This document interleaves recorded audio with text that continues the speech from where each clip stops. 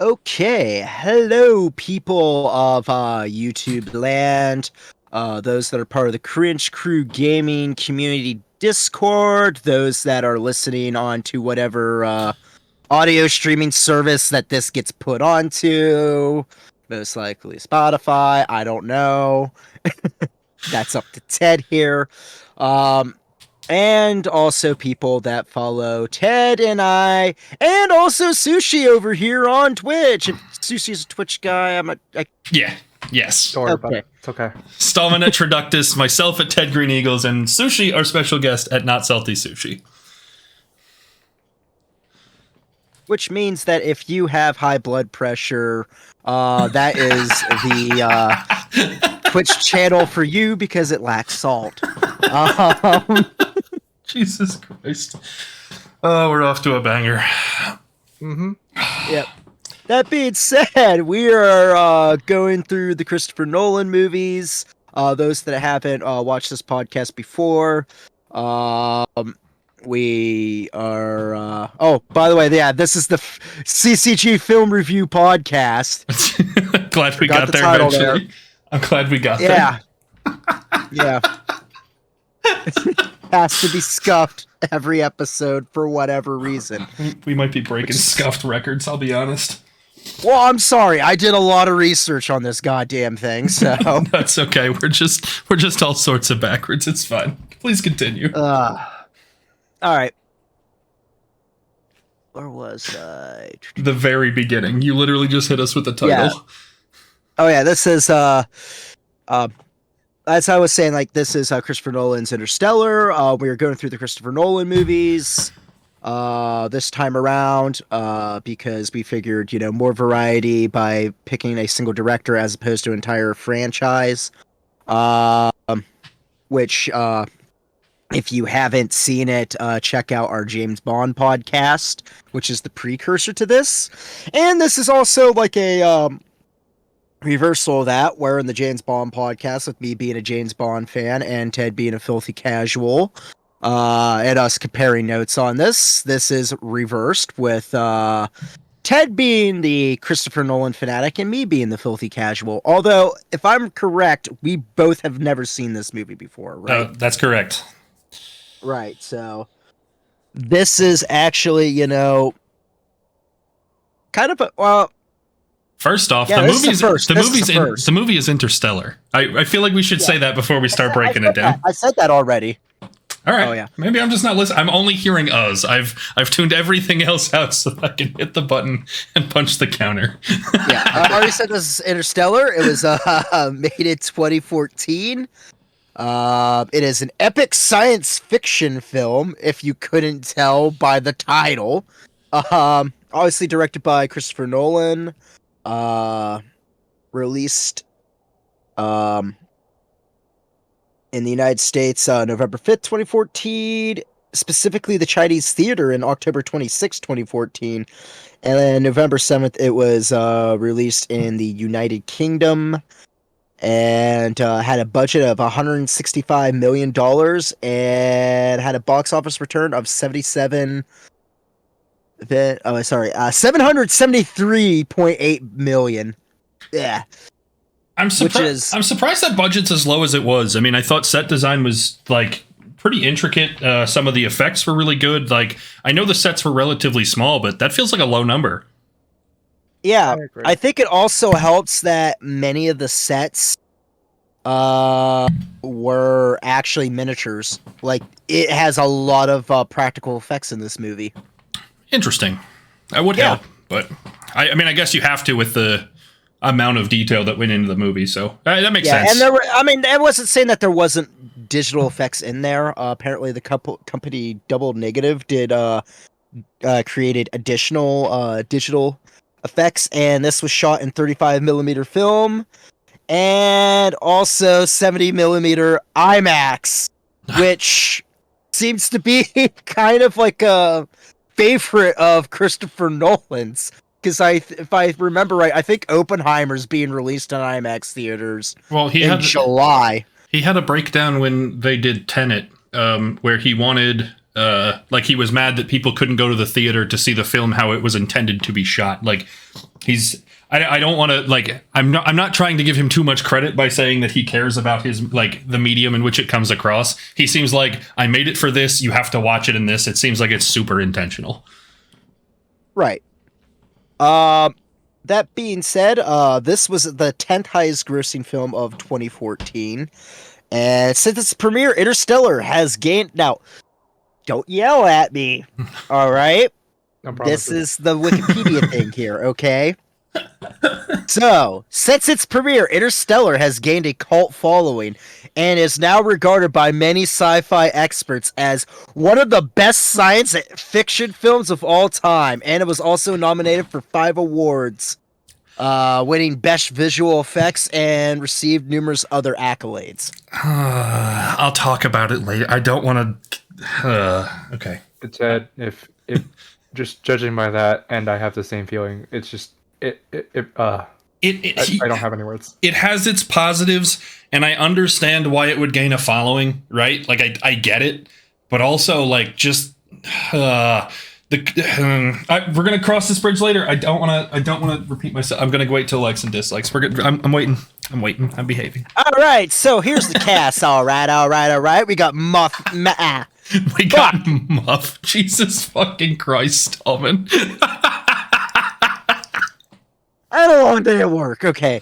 Matthew McConaughey as Joseph Cooper, the main protagonist in this movie. We also have Anne Hathaway as Dr. Amelia Brand.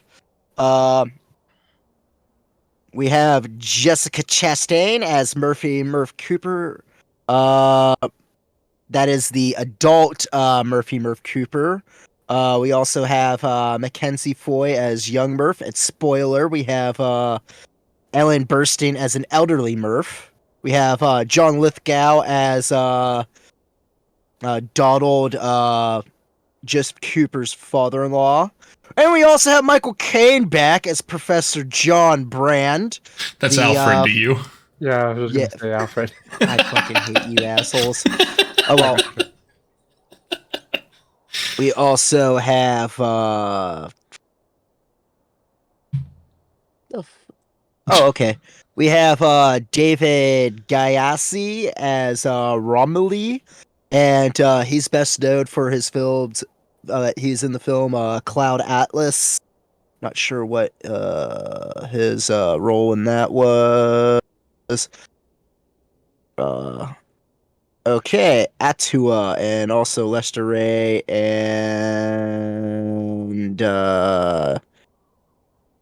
Diophocyte. Jeez, I have never seen Cloud Atlas, but that just seems like there's a lot of people doing many roles in that. And we also have Wes Bentley as Doyle. Wes Bentley plays Jamie Dutton in the TV series Yellowstone, for those who don't know who he is. You also have Casey Affleck as the son of Matthew McConaughey, Tom Cooper, the adult version. Timothy Chalamet plays the younger Tom at the beginning of the movie. Matt Damon's in this as... Alright, the guy's last name is Mann, but that's just hilarious. Like, Matt Damon as Mann. Hold on. Hayley, we're recording. Yep. I forgot about that. That's my bad. Sorry. Yep. Okay. Pick back up where you left off. The hell? She gets secret access to this? No. Yeah, Matt Damon as Mann.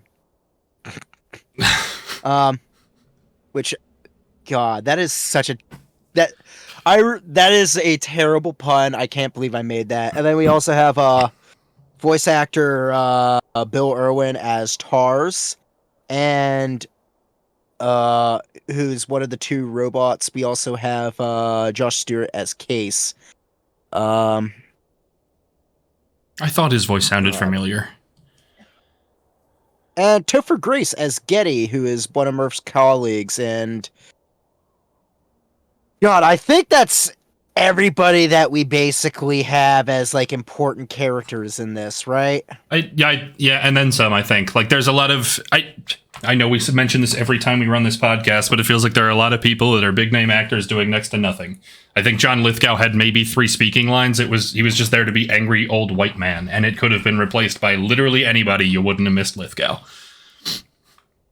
Now, during now I already said that this was what the effects were done with like miniatures and everything, but oddly enough, for this movie has been given regarded for many like scientific accuracies, including Einstein's like general relativity. As a matter of fact, physicist Kip Thorne served as a consultant in this, and the funny thing about this is that Nolan accepted the terms of having this be like following the laws of physics, as long as they didn't get in the way of making the film. However, there were some issues because Thorne actually had to spend 2 weeks talking to Christopher Nolan out of an idea of a character traveling faster than the speed of light. But the biggest scientific inaccuracies that are in this movie are the ice clouds on the ice planet. Also, the blight situation on Earth. Even with a ferocious blight that was in the movie, it would take millions of years to cause the damage to deplete the entire Earth's atmosphere. And oddly enough, the film does not account for the Doppler effect in black holes. That being said, the depiction of wormholes is entirely accurate, and when it comes to what's in a black hole, to quote, I can see that there if I find it. To quote Neil deGrasse Tyson, it is theoretically possible to interact with the past since we don't really know what's in a black hole, so take it and run with it. Which is fair. I would explain the theory shortly after we watch the movie that, while it is very realistic that you could travel into a black hole and the pressure would, smother you and you would cease existing, it's also equally possible that you travel into a black hole and there's just a peanut butter and jelly sandwich. Like, we genuinely know nothing and everything is as feasible as you want it to be.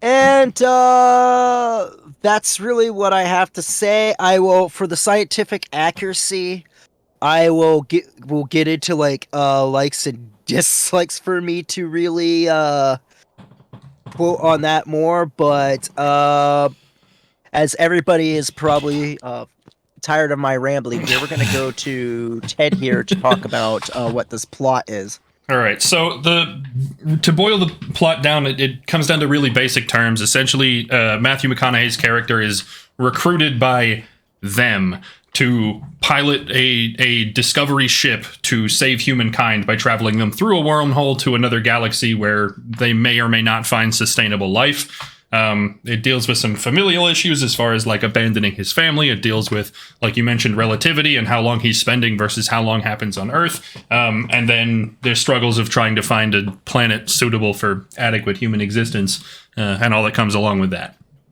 And the quest of him trying to get back home, but yeah, familial drama, but simple enough. I think for all of us, our likes list is probably going to be the shortest list. Sushi, you're the guest. I'll let you take it away with anything you found positive. If there is anything positive. I'm joking. Well, the beginning of the movie is closer to, I guess, the middle. Like, I really did enjoy it. It did keep me at the edge of my seat. And the acting, although not the best, it was still entertainable enough for me to just sit through it, enjoy it. It was just the theoretical like science behind a lot of the things, although some of it inaccurate in my personal opinion, especially about the black holes and I guess near the end about slingshotting themselves to I don't know wherever. It just seems a bit impossible for me, but I'm not a scientist. I don't know this kind of thing, right? In theory, like Neil deGrasse Tyson mentioned, everything has its own theory, and we can't really test it as of right now, right? So, but for sure, I did really enjoy the movie. The ending sucked, and that's about it. Stahlman, you can take over next. Okay, I think that visually this movie was pretty damn good. I also liked some I also like the kind of the beginning of the film a little bit, especially where you're kind of thinking that if it okay, this movie starts out a little weird because like it shows people from like the future. I mean, this is set in the future, duh, but like people in like the future of this future talking about like the dire situation that was on Earth. And so it almost starts off as like a mockumentary. And to me, like I was just like, well, this is actually kind of different. And then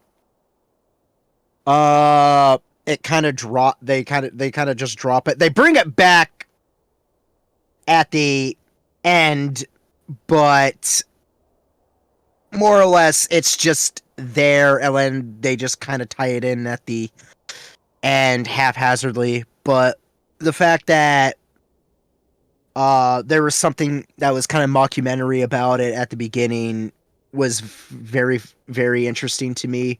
I also everything that happens like in the middle when they finally like get into space and actually search like the planets, I think all that is very well done.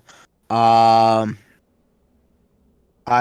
also will say, like, you know, the acting isn't 100. This isn't like 100% like, oh, this is amazing, but it's at least very, very passable, and there are a few characters that are rather entertaining, especially Bill Irwin as Tars. Oh, I love Tars. I loved Tars.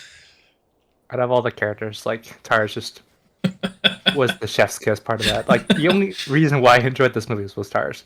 No offense to Matthew McConaughey. And Matt Damon doesn't do a bad job as I guess the closest thing to a villain this movie has. Spoiler alert. I will say that, like, you mentioned that the acting wasn't like superb. I mean, I don't think anybody probably deserved any, you know, best actor awards or anything out of this, but I do think that like it was very easy to get lost in characters. You weren't looking at them as their actors. Like you kind of fell into the roles that they were portraying within the movie, which I think is all you could ask for. Yeah. And here's another thing, also spoiler. Actually, I wouldn't say that. I mean, this is kind of a positive, but at the same time, I when we get into negatives, I will talk about the downside of this. This is one of those movies where you have like the more well-known actors are the ones that obviously aren't going to get killed off in the mission. They kind of like right off the bat like allude to that. And then when Matt Damon's character like dies, it's kind of a little, I mean, you see it that it's going to happen, but it's a little jarring where you're like, well, they're not going to kill off the big name actors, and then they kind of throw that right at you that that they kill off Matt Damon. So there's at least some element of surprise there, but that's all I really have with likes. And I'm not saying that this is like a terrible movie by any means. let's just say the payoff on this is a little lackluster. Oh, we'll get there too. Trust me. For me, for me, the likes, there's a handful from the movie itself, but a lot of them are like bigger picture, not directly movie, if that makes sense. So I think first off, I mentioned earlier that like set design was fantastic. Everything looked real. It looked immersive. It was not overtly distracting because it was too much. It was exactly as complex as it needed to be for moving the entirety of humankind to a different galaxy through a wormhole, right? Like CGI was really great. The practical effects of it being miniatures was so good that I didn't know it was miniatures until we brought it up here 10 minutes ago. I think that the quality of the film was actually really good. The actors, you can fall into their roles. Even when there are holes about the physics of the whole thing, that it's for up until the last like half hour of this movie, everything is enough that you can buy in without it getting in the way. Yeah, I will say this. The reason why the Doppler effect isn't is because they didn't think it would be visually appealing for the movie, so they just excluded it just for visual reasons. Right. Like I said, you can buy into everything. Everything seems realistic enough to, I guess, I don't want to say the uninformed, but those of us who aren't Neil deGrasse Tyson, most of that can be overlooked. Like, I think there are very few people watching that movie going, "Where's the Doppler effect, bro?" Right. I think that it's perfectly reasonable for the underinformed, we'll go with. So the broad strokes that are bigger than just the movie, right? I want to revisit a little bit. You said that like this became a cult classic, or it got a following or whatever, that it was a really good science fiction movie. It's actually very well regarded. Well, so I think the thing for me, like the reason that makes sense is because like there are probably very scientific accuracy of it. Well, I think that there are very real themes that can come from science fiction, that like Star Wars is an all-time sci-fi classic, right? But like there's no part of that where we're walking around fighting each other with light swords, right? It's the fiction of it all that makes those classics. And I think like the blighting of crops, needing to find a place that isn't Earth, is like, I hate to sound like a doomsday theorist, right? But like I think that's closer around the corner than we're willing to give credit for. And I think that like, you know, space travel becomes infinitely more important when we have worn out the resources of Earth, that like this comes from a very real human place. And the big like ultimate test of human spirit, where he's like, I know my family's dead, but I have to return to my family. Like I have to ignore relativity and find a way to get back to my family, to see family again, to like, I think that those kinds of aspects are what make this like a very, I don't know, important science fiction piece. I mean, I will say I'll give one positive to the ending. At least it wasn't like something like, you know, at least it didn't make everything like, it made it a little bit unique-ish. Like it wasn't like, oh hey, it's Armageddon, but like scientifically accurate and with better acting, you know? Yeah, it was definitely unique. I have a lot of gripes here about the ending, but I think that like the big pluses for me are not just within the movie, but the importance of the achievements that they're going through, and the kind of realism that it could potentially be. I'm going to transition a little bit into negatives here because you brought up the ending, and that's my biggest gripe, really. So I brought up Star Wars once. I'll do it again because I think it's a good example. For those of you who are a fan of the original trilogy or the prequels, I guess, I never know how to label them because everybody gets mad regardless of what you say. But the films that are chronologically 4, 5, 6, 1, 2, and 3, they kind of establish what is or isn't allowed in the Star Wars franchise. And then in the sequels, the most recent trilogy, 7, 8, and 9, there exists some creative liberties that they create new things that haven't existed through any of the rest of the franchise in order to better tell their story. And it's really infuriating. And I think this movie does that to itself, where they establish the ability to manipulate time using relativity in a way that doesn't match what they've established in the first 2 hours and 15 minutes of the movie as they do in the last half an hour. I think had the movie ended before that last half hour, it would have been an enormous think piece, and I would have adored this movie. And I think the way that they walked it back with the past the final half hour of the movie is, oh, he gets to see his family, and oh, he gets to manipulate time to help his daughter help himself so that they can all be one happy family again. Like, it's just really fucking dumb.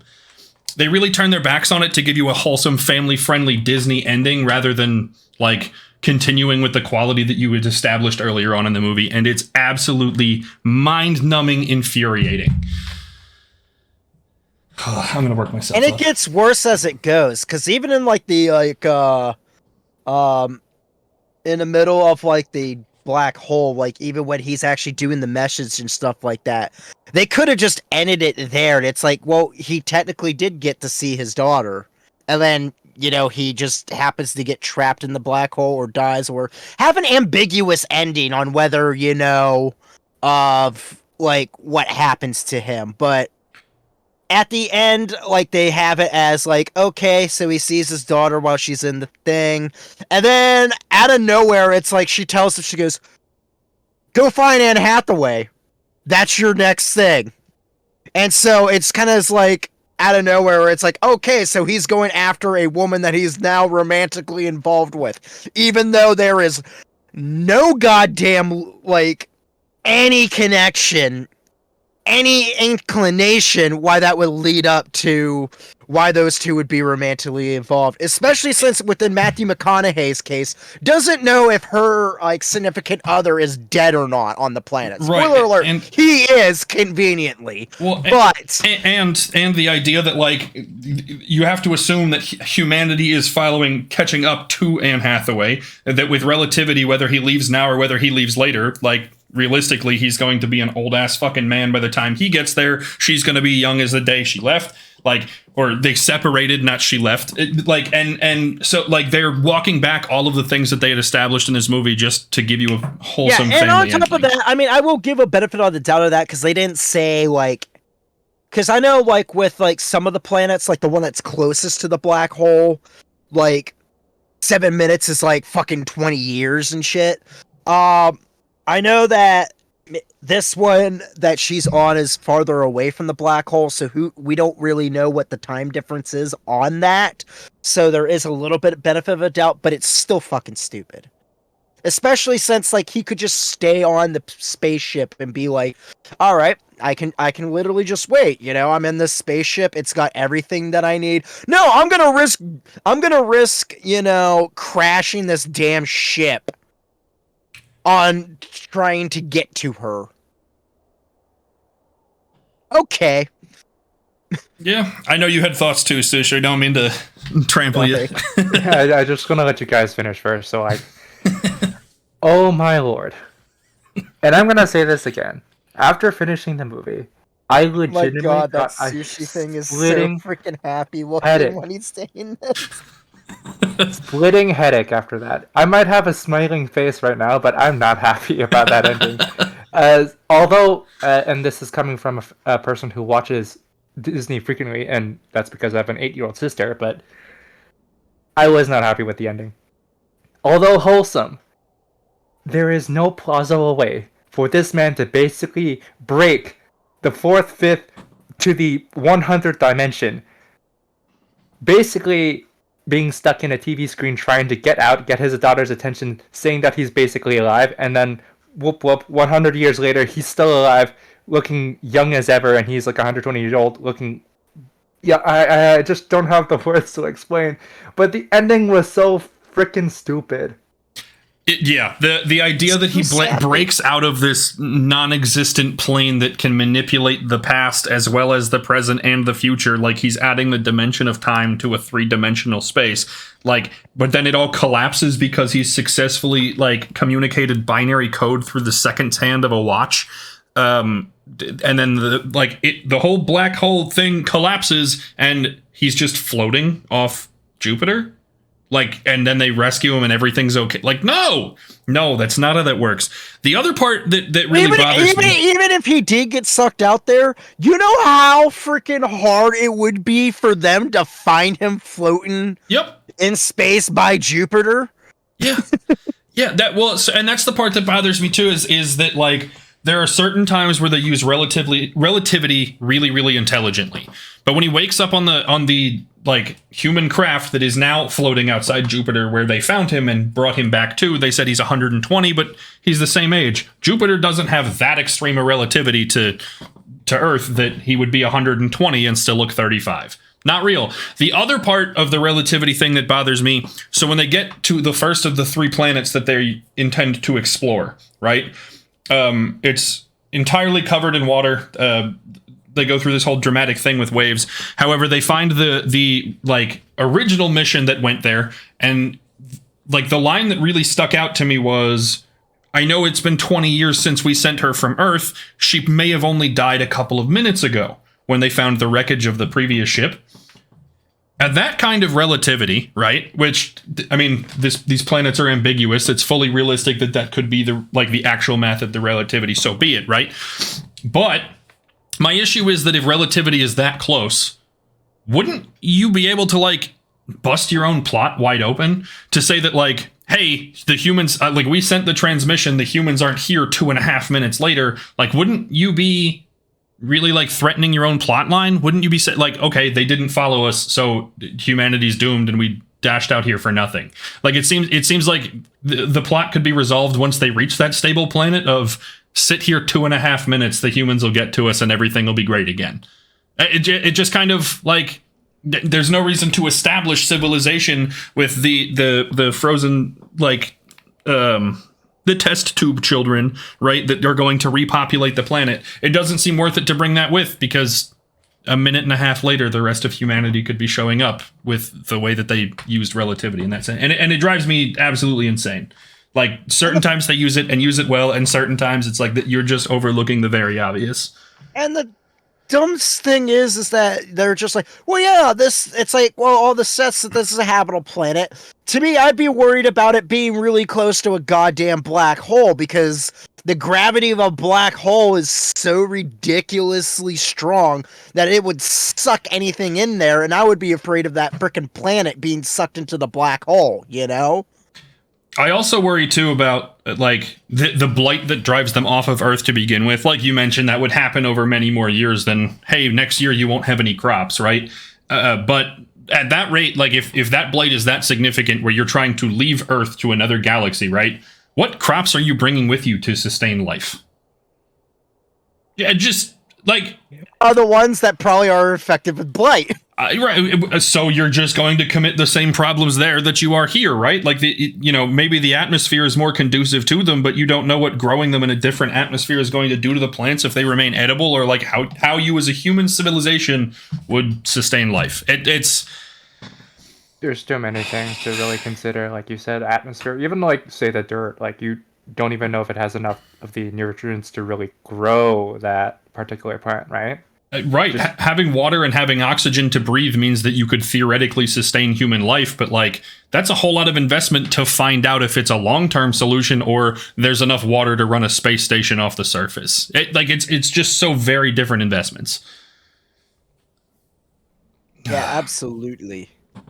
Also, to go back with like the blight thing, and also the frozen clouds, I love how like this movie, like a lot of cases, like they try, because this more or less is a hard science fiction movie.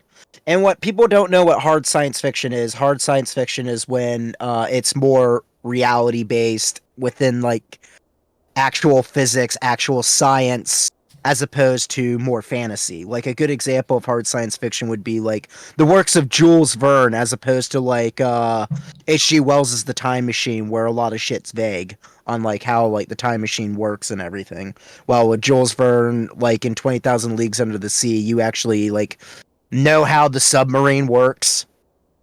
that makes sense. But I love how like so much detail they put into like the relativity to just basically kind of throw it out afterwards. But like again, we don't know what's in a black hole, so therefore, if the black hole can do whatever the hell it wants, but the fact that despite all that, they didn't pay attention to biology with like the blight, or basic chemistry and weather and weight ratio when it comes to like frozen clouds.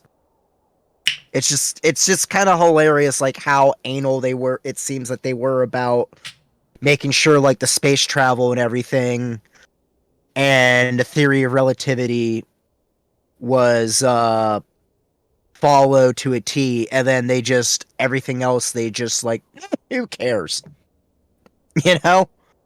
Yeah, I guess I'm starting to find that more frequently in Christopher Nolan films, where like the things that they want you to pay attention to are really like thorough, really thought out, really well done, but like the things that they're not intentionally focused on just kind of lapse a little bit.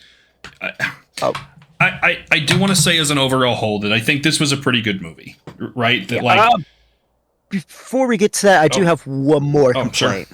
Sure. All right.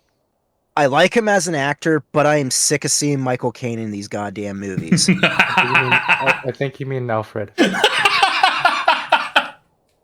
Regardless, like the recycling of actors in this is like and it isn't as ridiculous as the last movie. But like I'm expected to see Michael Caine in every single Christopher Nolan movie that's ever going to be made until Michael Caine dies. And even then, I'm pretty sure that Christopher Nolan would dig Michael Caine up, take him to a taxidermist, so that way he can use him as a prop in these movies. I'm kind of on the fence about it as far as it being like a like or a dislike, right? Like, it is nice that for whatever creative vision Christopher Nolan has, that there are certain actors that he trusts to do the job. But it's also weird sometimes that, like, all right, it could have been not Michael Caine and it would have been okay. And I think the main gripe on this is that it's not so much, like, honestly, like, I probably wouldn't care at all if we weren't going through these one after another, which makes it painfully obvious, but it's just like, dude, come on, have some variety there. And I have a feeling I'm gonna have the same complaint when we get to whenever we get to Tarantino, because I know it's going to happen. That we're just gonna go, Samuel L. Jackson's in every one of these damn movies. Why? Yeah, it is a lot of recycling, and sometimes it's nice. Sometimes it can teeter on obnoxious. I get it. Yeah, like I said though, I don't want to call this a bad movie. Like, I think for what it's worth and the broad strokes that they were trying to paint, it hit all the right notes, and I think it was successful for what they were aiming for. But this feels like just such a low bar compared to some of the other films we watched.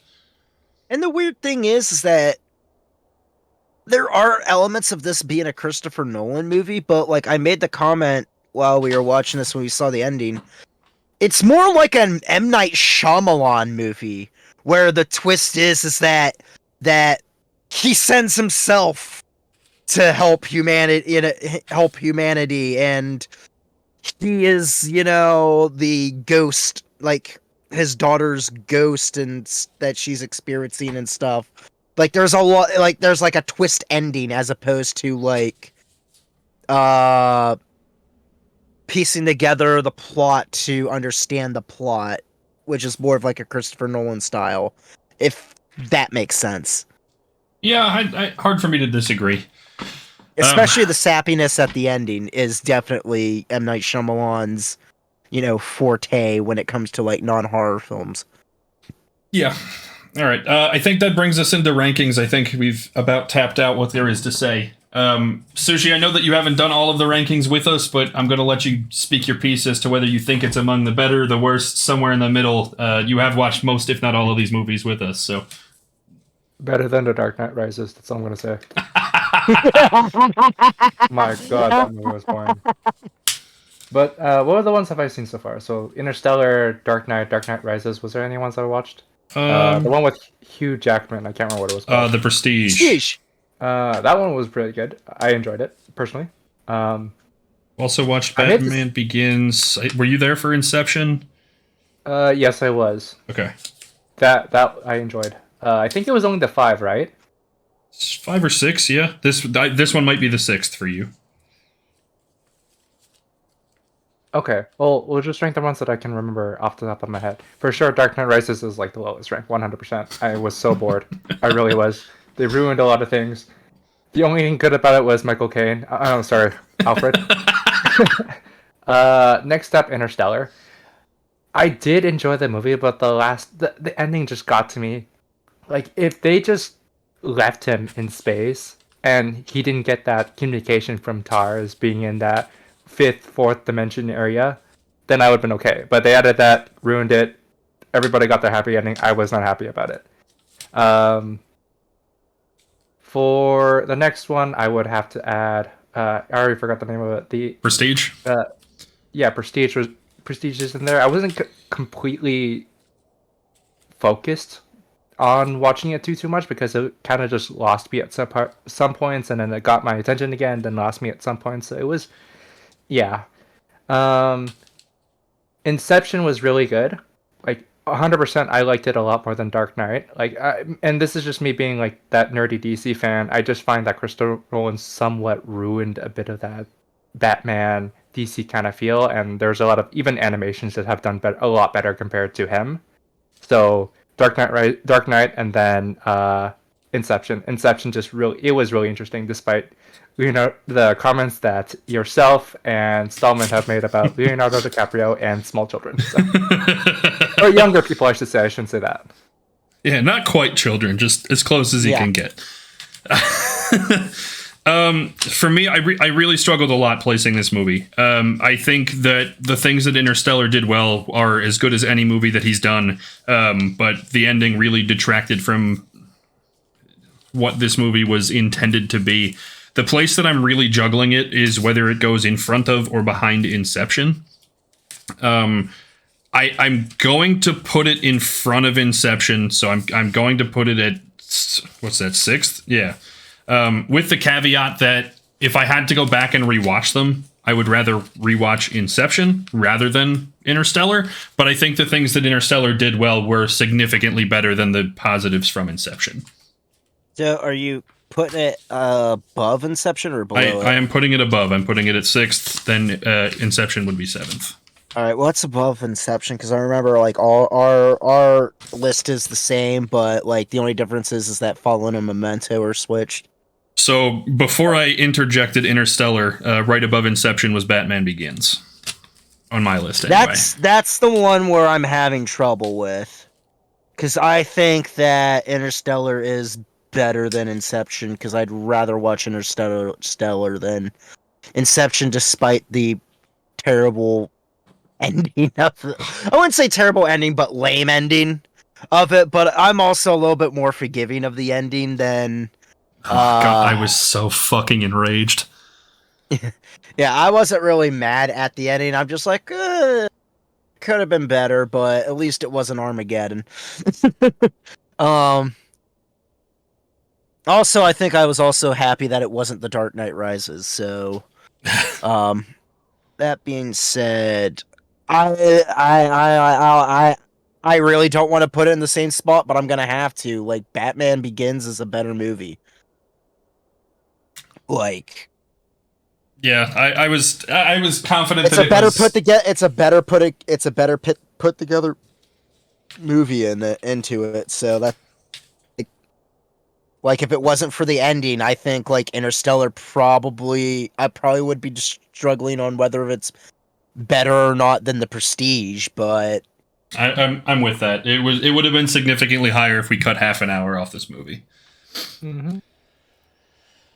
It also kind of makes me wish that this was, like, when it started off as, like, a mockumentary thing, if this was, like, an entire mockumentary of, like, a future disaster, and then, like, mastering inner space travel. I mean, space travel to save humanity. Like, I think that would have been really, really interesting. There's a lot of cool ideas with Interstellar. It's just it just all comes up short. Well, you'll get your mockumentary of space travel and failures and the triumph of humans when Elon Musk decides to make a movie of his own fucking life. Anyway, with that, I think that'll bring us to the end of this one. Unless anybody's got some last minute thoughts. Crowd silence says we're good to go. Oh no, there's hold on. I already got one. I hope fucking Dunkirk is finally like, cause so. I mean, I wouldn't say that. We're finally getting a little bit better. At least this wasn't, like a huge, like, fucking, like, downward spiral. We're actually going up. So hopefully Dunkirk's better than this. Yeah. Anyway, so, like Stahlman said, next week we'll review Dunkirk. For now, thanks for checking this one out, as well as all of the other ones. You can watch future movies in the Discord with us. We're back to Tuesdays, right, Stahlman? Yeah, I have to post it that we are doing Tuesday. We are back to Tuesdays. All right. So Tuesdays in the Discord, you can watch the rest of the movies with us, even though I don't think by the time this airs we will have any Christopher Nolan movies left. We plan to continue the podcast with either another director or just start, pre-game and Halloween movies, because I like doing these podcasts most of the time. They're fun most of the time. Anyway, I want to give a special thank you to Sushi for joining us this week. Appreciate you being here, bud. You can't see my arms, but I am waving. Also, shout out the first VTuber we featured on the channel, So here we go. You can catch all of the three of us on Twitch. Sushi primarily, because he's the big gamer. He's at Not Salty Sushi. And then Stahlman and myself, as always, at Traductus and Ted Green Eagles. Hop in the Discord, check out the rest of the YouTube channel, watch the rest of the podcasts, and we'll see you here next week for Dunkirk. Thanks, everyone, for watching. See ya. Bye.